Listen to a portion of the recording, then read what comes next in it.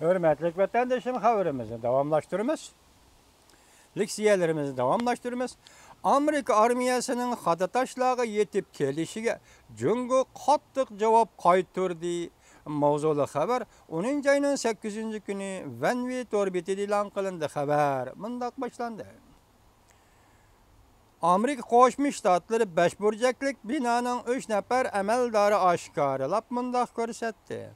Amerika Deniz Armiyası tayyorlikni puturib bo'ldi. Prezident Obama'nın tasdiqlashini kutib turibdi. Angliya matbuoti 10 ayının 8. günü bir nefer Amerikalik əməldarning so'zlaridan naql keltirib mundaq ko'rsatdi. Amerika'nın harbiy parxodlari Janubiy dengizda sun'iy yasalgan bir qism Xatataşla atrofida 12 dengiz mili doirasida harakat qiladi. Harakat oldimizgi 2 hafta ichida boshlanadi. Buningga qarta Jungo Tashqi ishlar ministrligining bayonotchisi Hua Chunying 8 kuni muxbirlarni kutib olish yig'inida mundaq ko'rsatdi. Alaqadar xabarlarga Jungo qattiq diqqat qilyapti.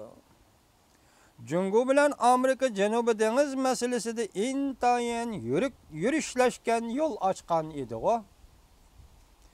Bayonotchi ifoda bildirib mundaq ko'rsatdi. Dengiz qatnashi chet el harbiy parxodlari va harbiy aeroplanlarining bir davlatning territoriyasiga ixtiyoriy kirishidan darak bermaydi. Jungo Dengiz Okean tadqiqotchisi Yuzurong mundaq ko'rsatdi.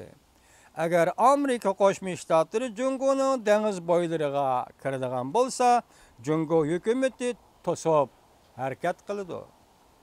Agar bu harakat dengiz yo'llaridan o'tish harakati bo'lsa, Jungo ogohlantirish berib, nazorat qiladi. Demak, Amerika Qo'shma Shtatlarining dengiz armiyasi Xitoy Janubiy dengizda yasab olgan Xatataşlağa yaqin yoki shu oraliqda 12 dengiz mili atrofiga Amerika dengiz armiyasining harbiy parxodlari, harbiy aeroplanlari yetib keladi. Buningga prezident Obama imzo qo'ydi. Deyilganda, bu oldimizga 2 hafta ichida yuz berdi. Demak, xulosa qilganda biz sana nasihat qildik, biz sana maslahat berdik, biz sana yo'l ko'rsatdik. Biz her qandaq ahvol ostida Janubiy dengizda her qandaq ishni tinch yo'l bilan xalqaro qatnashga rioya qilgan, xalqaro qonunga rioya qilgan asosda elib boraylik dedik. Agar sen buningga unamasang, u vaqtida Amerika Qo'shma Shtatlari armiyasining dengiz armiyasining ochiq dengizda harakat qilish va xalqaro qatnash yo'lini qo'g'dash huquqi bo'ladi.